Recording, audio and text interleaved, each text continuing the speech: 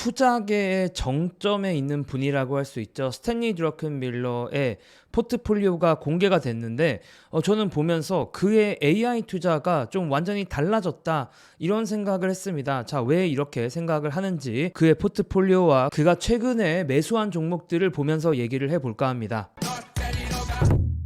혹시 스탠리 드러큰밀러를 모를까봐 짧게만 설명을 드리면 채널에서도 많이 다뤄왔었던 월가의 대가 중에 한 명이고요. 조지 소로스와도 일한 적이 있고 또 가장 유명한 커리어로는 30년 동안 연평균 30%의 수익률을 복리로 냈다라는 겁니다. 더 놀라운 거는 손실이 난 해가 단 한 해도 없다는 거예요. 매우 대단한 거라고 할 수 있죠. 그리고 또 최근에 이제 화제였던 거는 그가 이제 AI 혁명을 잘 예상을 하면서 엔비디아 같은 회사들의 비중 투자를 하면서 꽤 큰 수익을 거두어 왔다라는 겁니다. 그리고 항상 AI 투자에 대한 관심을 많이 보였어요. 그래서 어떤 식으로 AI 투자에 대해서 접근해야 되는지에 대한 고민이 많이 보였고 AI 혁명에 대해서 자신은 믿고 있으며 그것에 대해서 투자한다 라고 얘기를 해왔기 때문에 도대체 어떤 종목들을 투자하는가 많이들 궁금해 했었어요. 예전에 채널에서도 좀 다뤄왔는데 오늘은 그의 투자의 약간의 색깔이 바뀐 것 같아서 그거를 좀 다시 얘기를 해 보려고 합니다. 자, 제가 이렇게 이야기를 할 수 있는 거는 2025년 6월 30일 기준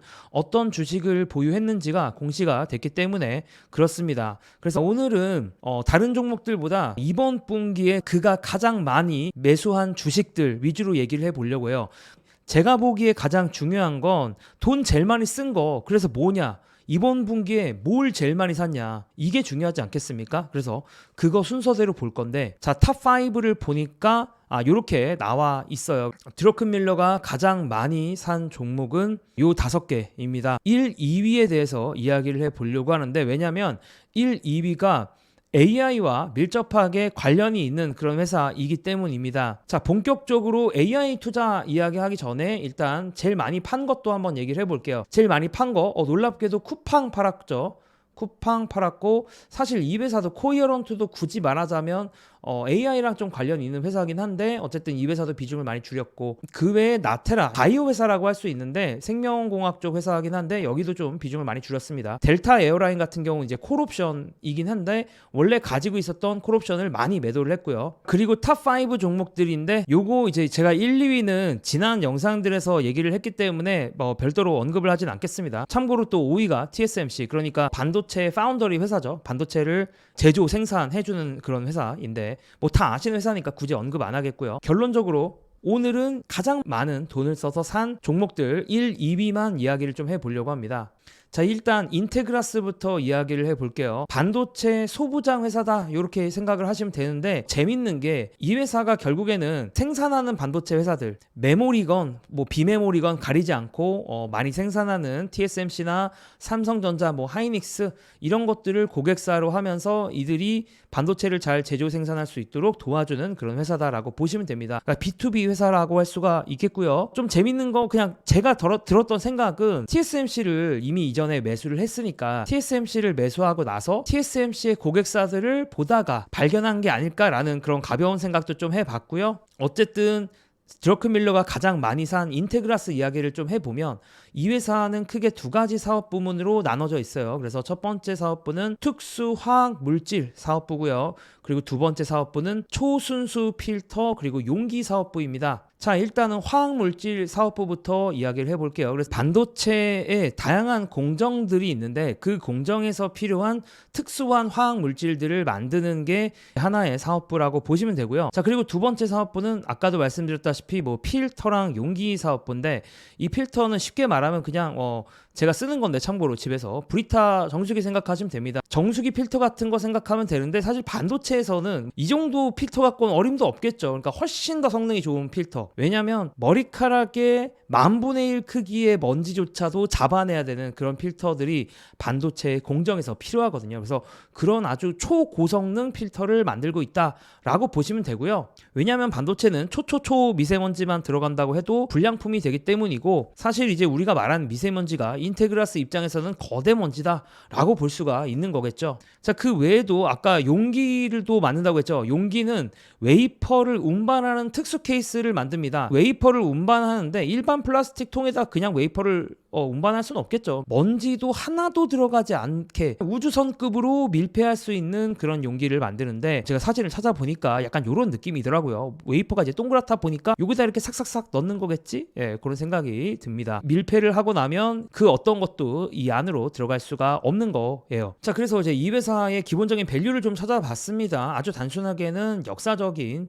PE 레이쇼를 보면 되겠죠. 그래서 선행 PE 레이쇼를 봤을 때는 버는 거에 비해서 얼마나 이제 주가가 어느 정도냐라고 봤을 때는 요즘에 날뛰는 반도체 관련 주식들이 많은 걸 감안하면 25 정도인데, 25 정도면 좀 얌전하지 않나 이런 생각이 들기는 했어요. 왜냐하면 요즘에 반도체 관련된 주식들이 워낙 좋기 때문이죠. 자, 그런데 이 회사가 정말 매출을 잘 내고 있느냐, 매출이 일단 잘 나오느냐라는 관점에서 봤을 때는 상당히 좀 실망스러웠습니다. 그러니까 22년까지만 해도 매출 성장률이 40%대였는데 2023년으로 들어오고 2024년으로 들어오면서 역성장까지 해버린 거죠. 그래서 성장률이 많이 꺾였다, 그러면서 이 밸류에이션도 많이 깎였다, 이렇게 볼 수가 있습니다. 그러니까 모양 자체는 그렇게 좋지는 않은 것 같아. 물론 이제 이게 다시 매출 성장률이 다시 좋아지면 이 회사가 다시 잘 되긴 하겠지만 그런 부분들이 있고, 또 영업이익률만 봤을 때는 21년이야 뭐 비정상이다 라고 치면은 영업이익률 자체는 뭐 그렇게 나쁘진 않다, 이렇게 얘기할 수가 있을 것 같아요. 자, 드러큰밀러가 근데 이 주식을 왜 샀을까 제가 생각을 해봤는데,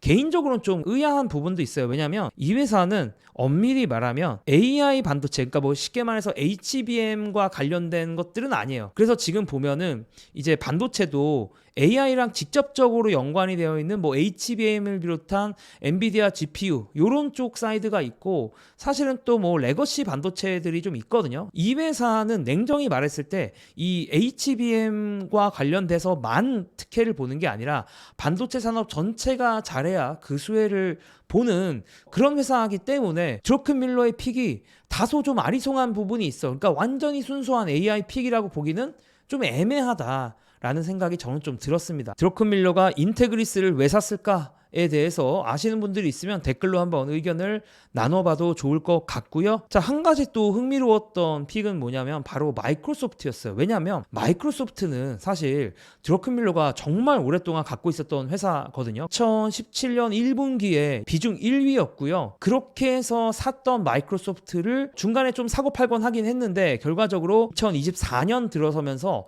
거의 전량 매도를 했습니다. 그렇게 전량 매도했던 마이크로소프트를 다시 산 거야. 더 높은 가격에 다시 산 거죠. 그러니까 되게 놀라운 겁니다. 도대체 그는 뭘 본 걸까?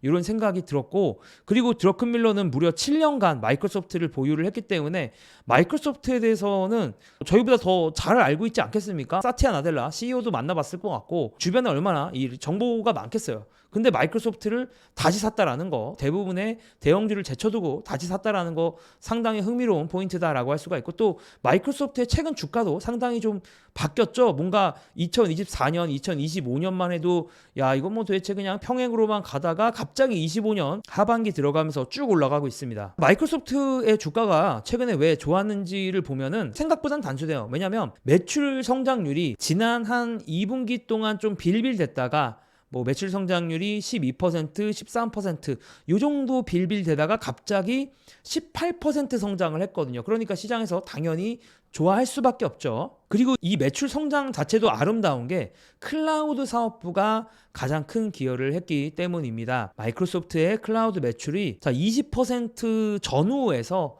25%가 넘는 아주 높은 매출 성장률을 이뤄냈고요.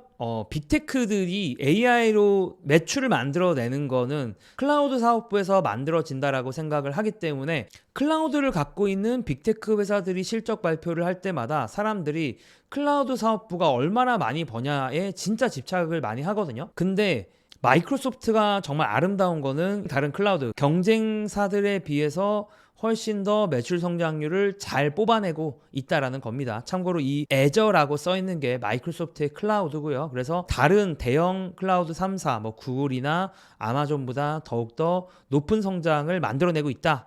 요게 이제 시장에서 가장 좋게 보는 포인트고요. 더욱더 흥미로운 거는 이게 클라우드 시장의 점유율인데 이 추세로 가다가는 마이크로소프트의 애저가 시장 점유율 1위로 갈 수도 있을 것 같아요. 물론 지금 시장의 1위는 AWS, 그러니까 아마존인데, 이렇게 아마존의 시장 점유율은 수년간 점점 줄어들기만 했고 애저의 시장 점유율은 점점 올라가기만 하니까 어느 순간에는 만날 수도 있는 그런 분위기로 가고 있습니다. 다만 조금 부담스러운 부분은 뭐냐면, 우리가 PE라고 봤을 때, 선행 PE 기준으로 봤을 때는 마이크로소프트의 PE가 거의 역대급으로 올타임 하이에 가깝다라는 거 상당히 좀 부담스럽습니다. 그러니까 시장도 마이크로소프트 좋다라는 거 알고 있다라는 거죠. 그래서 버는 순이익에 비해서 조금 더 고평가를, 역대급으로 고평가를 받고 있기 때문에 이런 거는 살짝 부담스럽다 얘기를 해보고요. 다만 어쨌든 마이크로소프트 최근에 보니까 클라우드 성장률도 높고 AI 매출이 찍힌다라고 하는 클라우드 성장률도 가장 높고,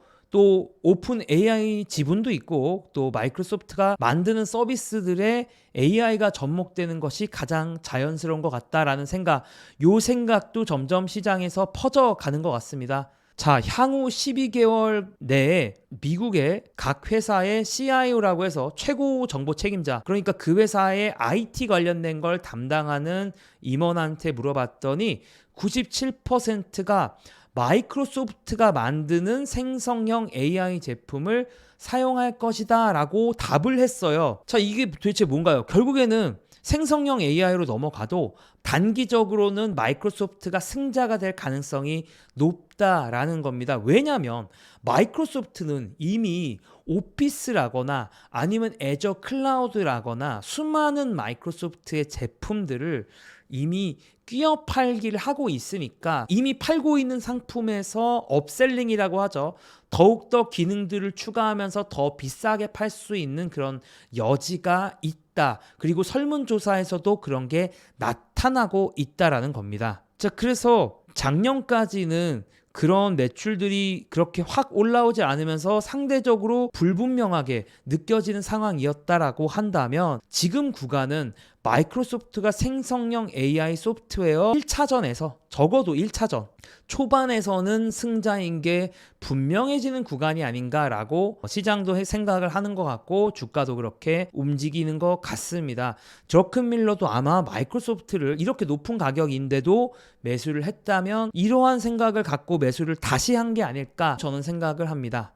쉽게 말해서 생성형 AI 기능 들어갔던 파워포인트 엑셀 써봤더니 효과 있네, 더 도입해봐야겠다라는 그런 피드백이 기업 내부에서 나오고 있다는 거고요. 저도 생성형 AI 제품들을 쓰면서 어느 정도는 사무직들에게 도입을 시킬 수도 있겠다라는 생각이 점점 더 커져가는 건 사실인 것 같습니다. 자, 그 외에도 또 대가들의 포트폴리오 중에 재미있는 변화들이 있어서 그건 또 다음 영상에서 전해드리도록 하겠습니다. 저는 투자와 관련된 블로그 하고 있고 투자와 관련된 인스타그램 하고 있으니까 궁금하신 분들은 설명란이나 고정 댓글 참고해주세요. 감사합니다.